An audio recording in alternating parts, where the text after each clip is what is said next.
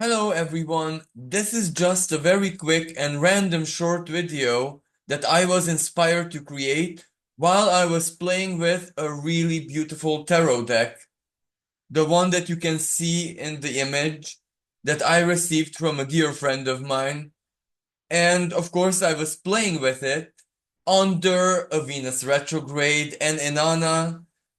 I'm not sure if the camera actually shows it in the right order, but it's called Star of Inanna. And Inanna is basically Venus. In the Mesopotamian Sumerian culture, so Venus retrograde, what a opportunistic moment for me to play around with Venus dedicated special tarot cards. And as I was playing, it kind of dawned on me that I forgot to mention, or better said, I was actually in unawareness when I've done my Venus retrograde horoscope about the higher, or better said, the deepest spiritual expression of this Venus retrograde. It is, of course, a play of philosophy that we need to understand as we navigate into the very myth of the creation of Venus. Now, the myth of the creation of Venus is not in according to the Mesopotamian Sumerian culture, but rather, the ancient Greek culture, the home of Hellenistic astrology, of course, where, of course, she was born, according to the myth, from Uranus and the ocean. The testicles of Uranus, which were cut off by Saturn, and the ocean foam. But what does this mean? Okay, maybe Uranus is not Venus's father in a very conventional sense, but she possesses all of his qualities, which means freedom, which means rebellion, which means unconventional means, which means that basically she has a divine chaos attached to her. She is chaotic. She has a certain kind of logic that only she can understand, and this seems kind of crazy to the rest of us. Now, right now, Venus is in the sign of Aries, where she started her retrograde from, moving back, aiming to go back into the sign of Pisces. Now, Aries is very much a head energy.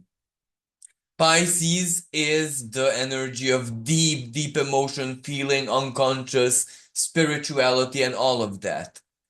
So, Venus in the sign of Aries is showing us through perhaps our own actions, reactions, choices, anything that happens to us, to what other people's dish out or how they trigger us in any way, shape, and form, including the positive, the nice, the honey, all of that, and including the not so nice, the irritants.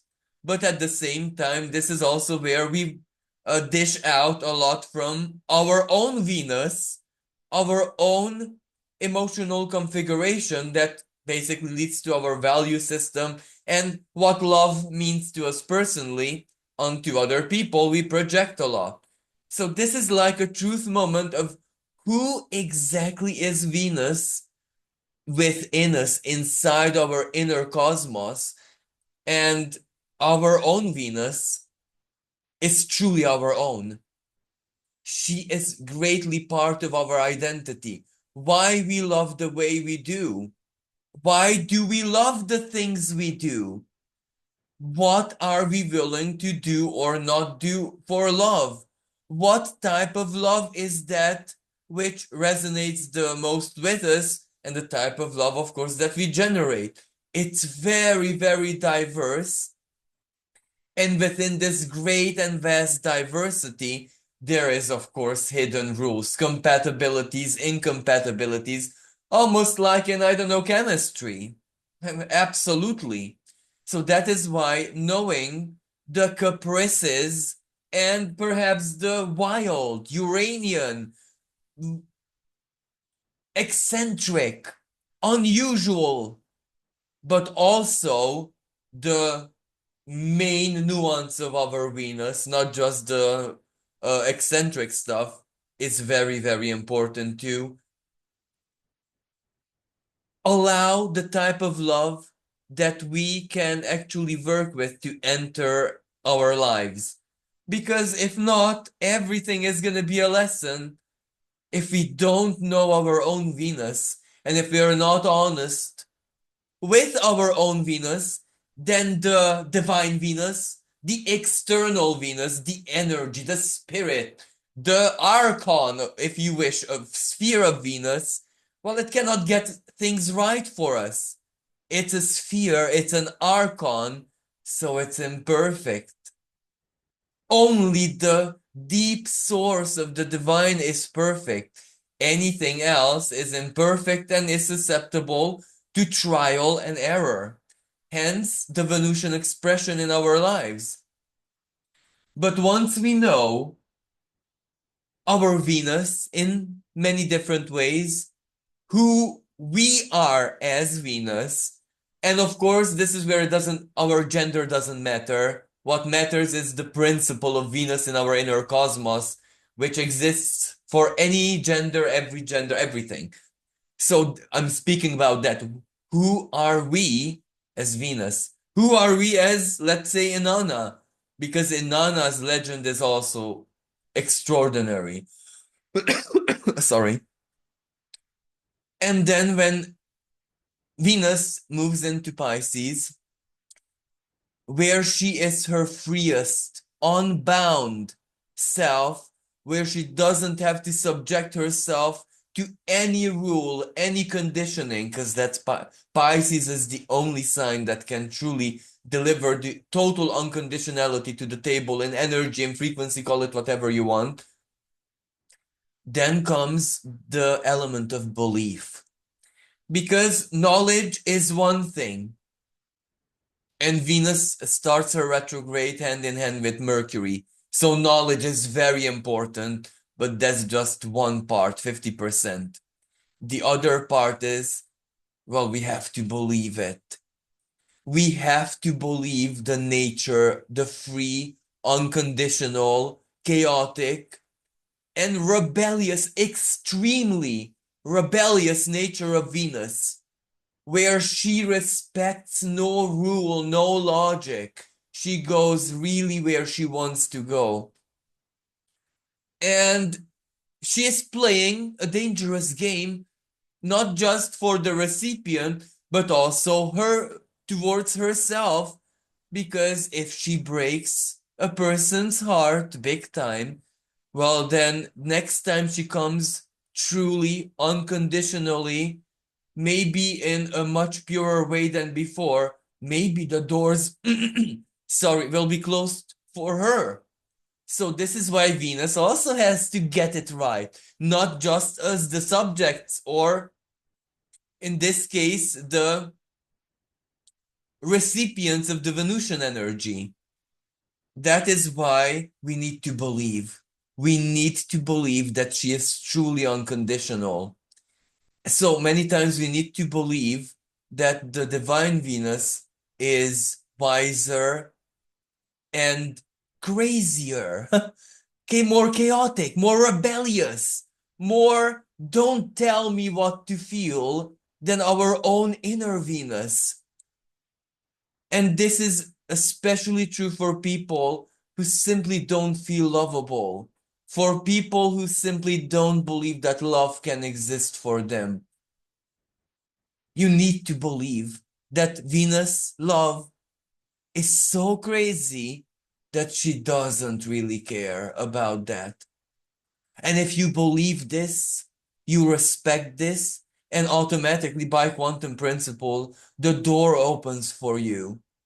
And if you also know your Venus, your inner Venus well, then who comes or what comes into the door, because this is very true for passions. It doesn't have to be a person, anything. It can be absolutely anything susceptible to love.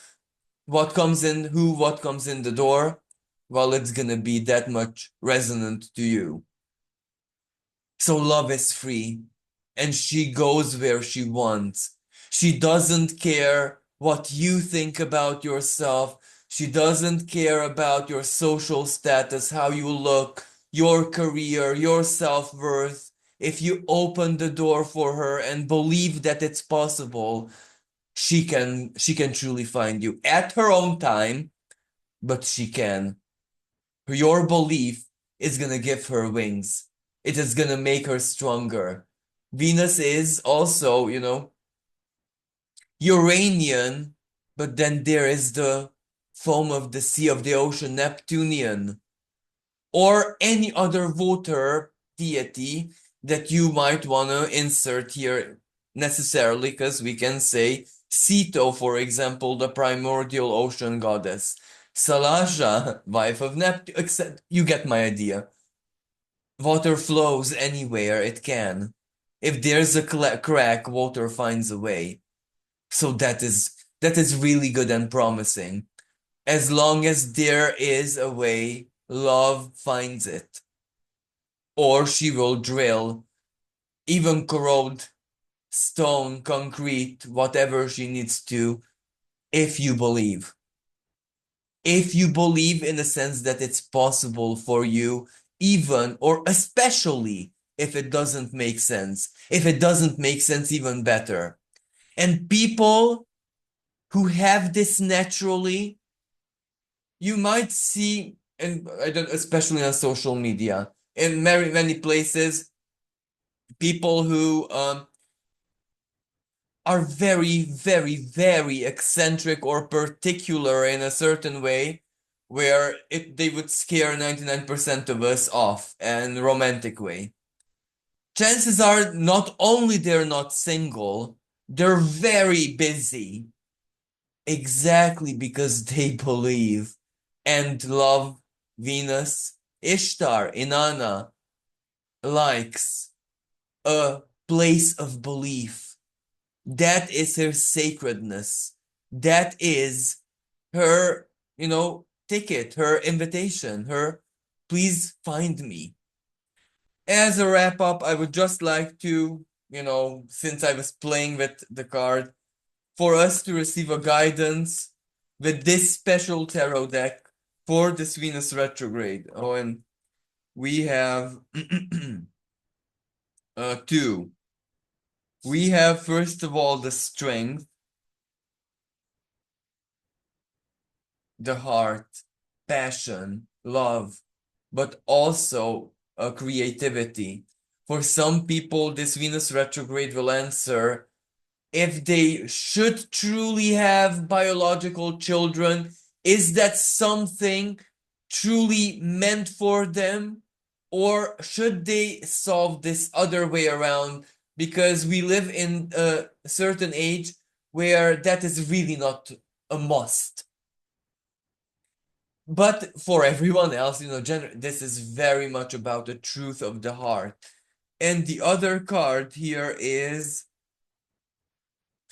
well, sacrifice. The hangman.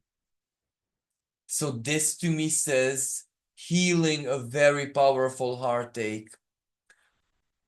That would make sense in the sign of Pisces. However, and the hangman is Neptune in classic tarot.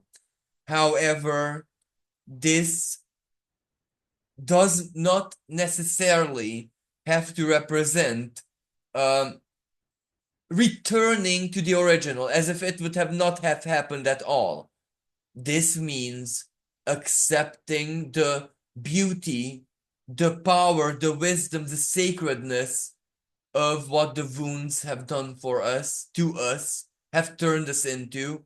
Accept the wounded warrior, the strength, of course, and then your own Venus, and then your own heart's rhythm and inner music will start singing differently. So thank you for listening, and I really hope you enjoyed this short recording.